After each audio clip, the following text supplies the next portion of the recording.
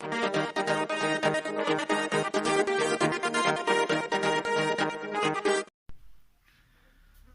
Students, मैं तौफीक खान आपका अपनी इस केमिस्ट्री की क्लास में बच्चों बहुत बहुत स्वागत करता हूं। बच्चों, जैसा आपको पता है कि मेरे इस चैनल पर आपको केमिस्ट्री का पाठ्यक्रम 11th और 12th का कंप्लीट कराया जा रहा है।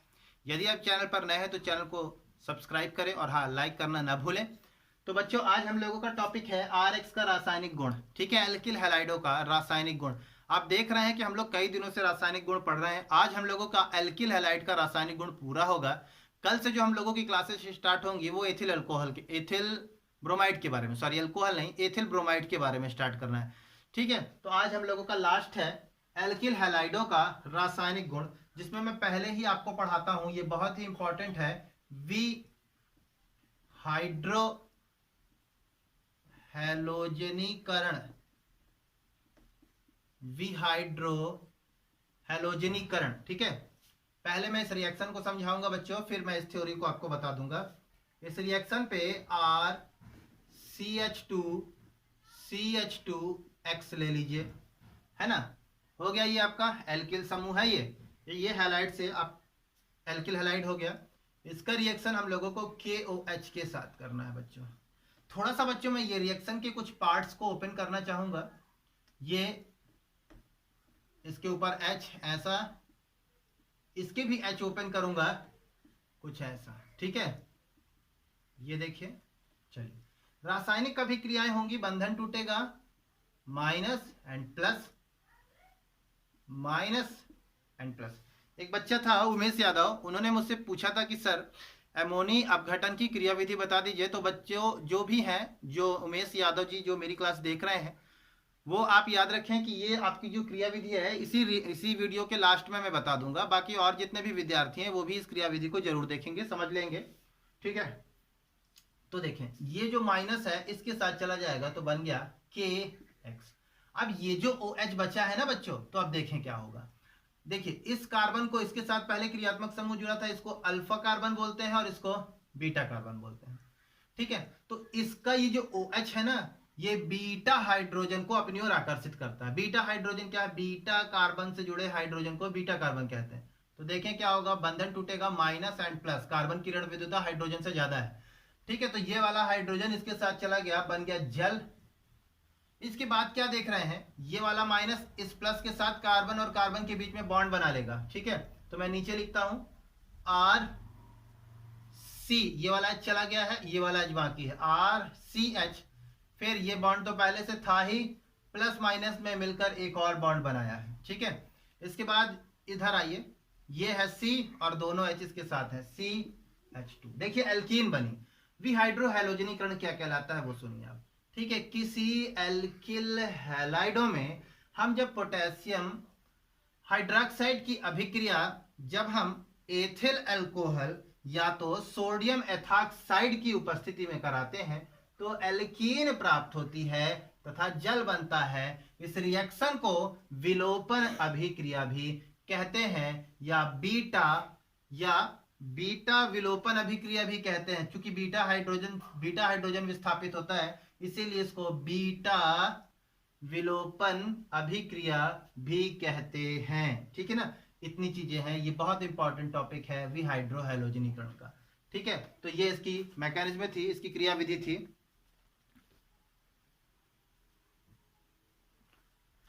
चलिए, अब इसी क्रम पर इसको आपने लिखा होगा, थ्योरी जरूर लिखें, थ्योरी के बाद ही रिएक्शन लिखें। अब मैं आपको इसका दूसरा टॉपिक दिखाऊंगा। दूसरा टॉपिक है बच्चों, नेमिंग रिएक्शन है वोल्टस अभिक्रिया। वोल्टस अभिक्रिया। ठीक है, वोल्टस अभिक्रिया के अंतर्गत क्या होता है बच्चों, हमको पता है एल्किल हैलाइड पढ़ रहे हैं। इसका रिएक्शन हम लोग सोडियम के साथ करते हैं। ठीक है, सोडियम धातु के साथ करते हैं। और ये जो बच्चों रिएक्शन होती है ना, ये वैज्ञानिक ने दी थी और ये ईथर की उपस्थिति में उन्होंने रिएक्शन कराया था। तो देखें क्या होता है वो देखें बच्चों। क्या होता है, ये अधातु है और ये धातु, ये दोनों एक साथ बंध तो बनाएंगी, तो बन गया NaX। लेकिन एक R बच गया, एक एल्किल बच गया। और एक एल्किल कुछ कैसा होता है मैं आपको दिखाता हूं। एल्किल का फार्मूला आप जानते हैं, CnH2n+1, दुगने में एक ज्यादा। एक एग्जांपल लेता हूं, C2H5, दुगने में एक ज्यादा। 2 दूना 4 और 1 ज्यादा, तो एल्किल है। इसकी संरचना देखिए क्या होगी, एक देखिए इसकी संरचना क्या होगी। इसका ये जो कार्बन है ना, ये बैलेंसी इसकी जो है ये वाली बैलेंसी फ्री रहती है, यानी इसको 4 बार बंध बनाना है। तो अभी आप बोलिए एल्किल को अभी एक बार और बंध बनाना है, ये तो चला गया इसके साथ, तो अकेला आर तो लिखा नहीं जा सकता। चूंकि अब हमको क्या करना होगा वो देखिए, इसके आगे हम 1 मोल और बढ़ा देते हैं। तो जैसे बच्चों 1 मोल हम बढ़ाते हैं तो ये 2x हो जाता है, लेकिन अब तो एक सोडियम है, यानी 1x ही एक सोडियम के साथ जा सकता है, अब 2x है, तो इसीलिए हम यहाँ पर 2Na लगाते हैं। तो 2 सोडियम 2x को लेकर चला गया। अब क्या बचा 2R, यानी 1R मैंने अभी आपको बताया कि एक की बैलेंसी फ्री है, मान लो इसकी एक बैलेंसी फ्री है तो दूसरे R की भी बैलेंसी फ्री है, वो दोनों आपस में बॉन्ड बना लेते हैं। इसका मतलब हमारे पास RR बनता है, एल्केन बनता है। ठीक है, तो वुल्टस अभिक्रिया क्या कहलाती है कि जब एल्किल हैलाइडों की अभिक्रिया सोडियम धातु के साथ ईथर की उपस्थिति में करते हैं तो एल्केन प्राप्त होता है। यही है वुल्टस अभिक्रिया। ठीक है, समझ में आया होगा आपको, उम्मीद है। आगे बढ़ते हैं बच्चों। कल जो हम लोग अब अगली नेक्स्ट क्लास प्राप्त करेंगे, वो जो हमारी नेक्स्ट क्लास होगी वो एथिल ब्रोमाइड के बारे में होगी बच्चों। बहुत ही जबरदस्त टॉपिक है वो, बोर्ड पेपर में पूछा करता है। एथिल ब्रोमाइड बनाने की औद्योगिक विधि क्या है, एथिल ब्रोमाइड बनाने की प्रयोगशाला विधि क्या है। कल की जो क्लासेस होगी मैं उसमें आपको प्रयोगशाला विधि और औद्योगिक विधि दोनों उसमें कवर करके दिखाऊंगा, आप कल की क्लास जरूर लें। ठीक है, अब आगे देखते हैं हम लोग तीसरा, ग्रिग्नार्ड अभिकर्मक। बहुत ही इंपॉर्टेंट टॉपिक बच्चों बोर्ड पेपर का, इसको जरूर सीखें आप। देखिए एल्किल हैलाइड की अभिक्रिया मैग्नीशियम के साथ करा दें। मैग्नीशियम वर्ग 2 का एलिमेंट है, इसका परमाणु क्रमांक होता है 12, 2, 8, 2। बाहरी कक्ष में 2 इलेक्ट्रॉन होता है, यानी मैग्नीशियम 2 इलेक्ट्रॉन देता है।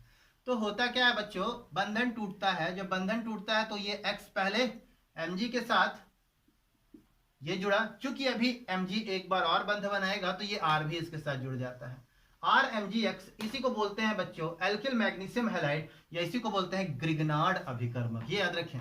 ठीक है, तो ग्रिग्नार्ड अभिकर्मक कैसे बनता है, एल्किल हैलाइडों की अभिक्रिया जब हम मैग्नीशियम धातु के साथ कराते हैं तो ग्रिग्नार्ड अभिकर्मक प्राप्त होता है। और अगर ग्रिग्नार्ड अभिकर्मक का हम लोग जल अपघटन कर दें, जल अपघटन यानी जल से क्रिया करा दें, तो हमको एल्केन प्राप्त होता है। ठीक है, तो देखिए बच्चों क्या होगा रिएक्शन हमारे पास, ये वाला बंधन टूटेगा और इस पर माइनस एंड इस पर प्लस आएगा, इसका बंधन टूटेगा माइनस एंड प्लस, तो ये वाला प्लस इस माइनस की तरफ आ जाएगा, RH, इसी को बोलते हैं एल्केन। और इस वाले प्लस पर ये वाला माइनस आकर जुड़ जाएगा MgOH, मैग्नीशियम हाइड्रोक्साइड हैलाइड। तो ग्रिग्नार्ड अभिकर्मक क्या कहलाता है, एल्किल हैलाइडों की अभिक्रिया जब मैग्नीशियम धातु के साथ कराई जाती है तो एल्किल मैग्नीशियम हैलाइड यानी ग्रिग्नार्ड अभिकर्मक प्राप्त होता है। और ग्रिग्नार्ड अभिकर्मक का जब जल अपघटन होता है तो एल्केन प्राप्त होता है। यही आपका ग्रिग्नार्ड अभिकर्मक, और इसकी आप रिएक्शन जरूर लिखें।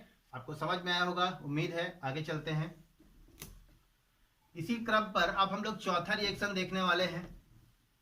देखिए चौथा रिएक्शन क्या होगा आपका, फ्रैंकलैंड अभिक्रिया। फ्रैंकलैंड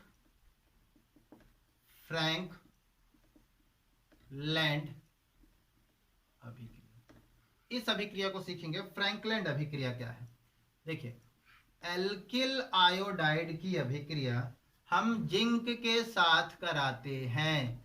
तो जिंक का परमाणु क्रमांक बच्चों 30 से इलेक्ट्रॉनिक विन्यास करेंगे तो बाहरी कक्ष पर 2 इलेक्ट्रॉन मिलेगा। इसका मतलब जिंक कितना इलेक्ट्रॉन देता है, 2 इलेक्ट्रॉन। तो वही चीजें जैसे ग्रिग्नार्ड अभिकर्मक में हुआ था, इस R के साथ Zn भी और I भी इसके साथ जुड़ जाता है। ठीक है, इसके बाद फिर क्या होता है फ्रैंकलैंड अभिक्रिया में, RZnI।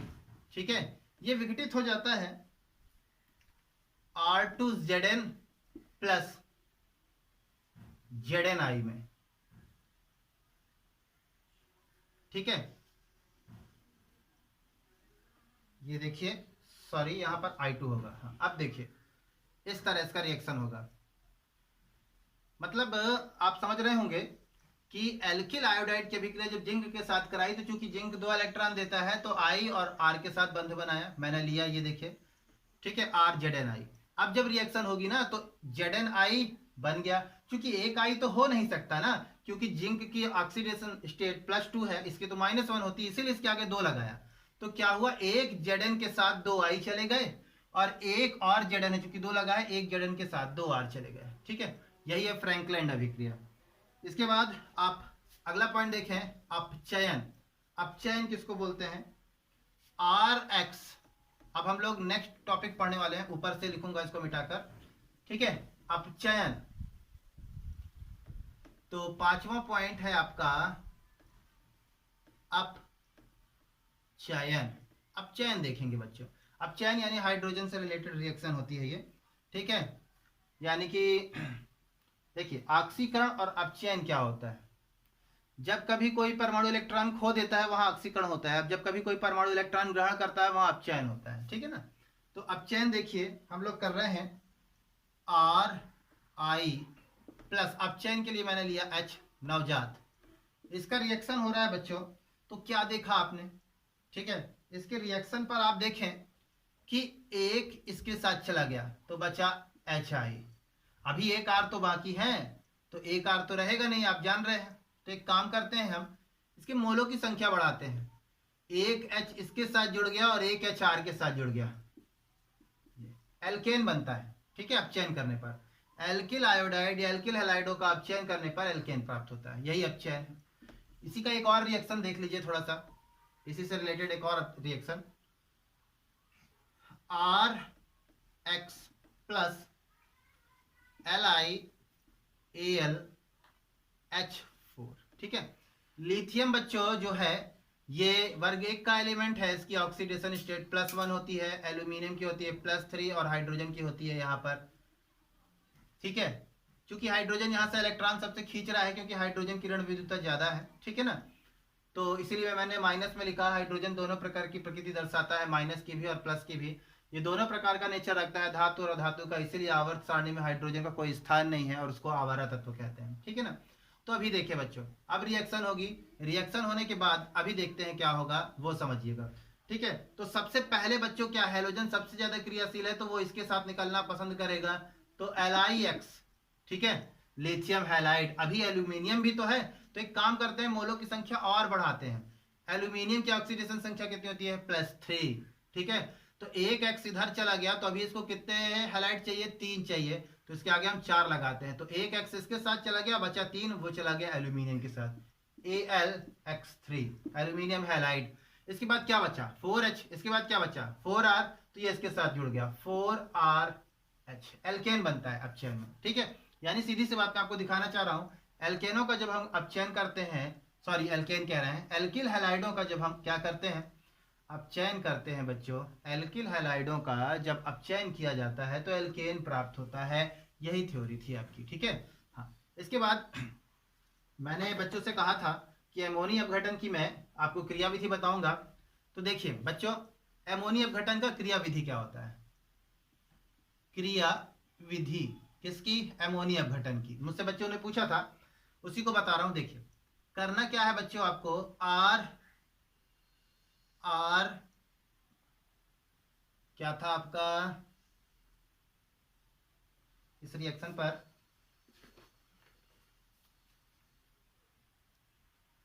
ठीक है, ये रिएक्शन थी RX है ना, इसका रिएक्शन करना था NH3 के साथ, एमोनिया अपघटन, अमोनिया से क्रिया।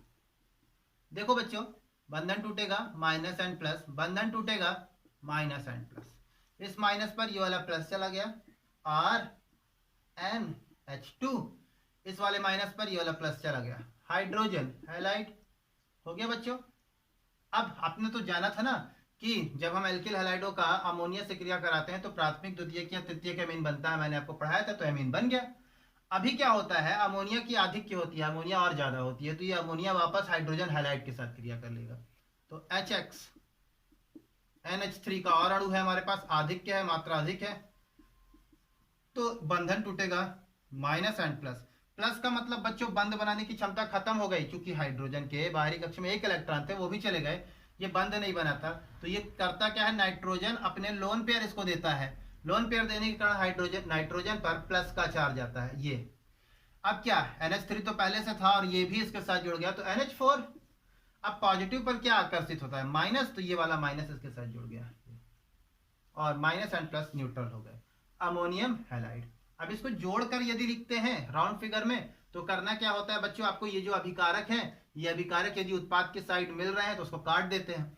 RX NH3 इस साइड का ही मिल रहा है, नहीं ये HX इस साइड का ही मिल रहा है, तो ये वाला HX इससे मिल रहा है, सो क्रॉस कर दीजिए बच्चों। फिर जो बच रहा है उसको लिख दीजिए। RX NH3 कितने बार आया है, 2 बार, एक बार ये एक बार ये, इधर RNH2 और इधर NH4X। ठीक है, ये देखिए ये बन गया एक स्टेप का रिएक्शन। ठीक है, यही है क्रियाविधि। उम्मीद है बच्चों आपको समझ में आया होगा। धन्यवाद।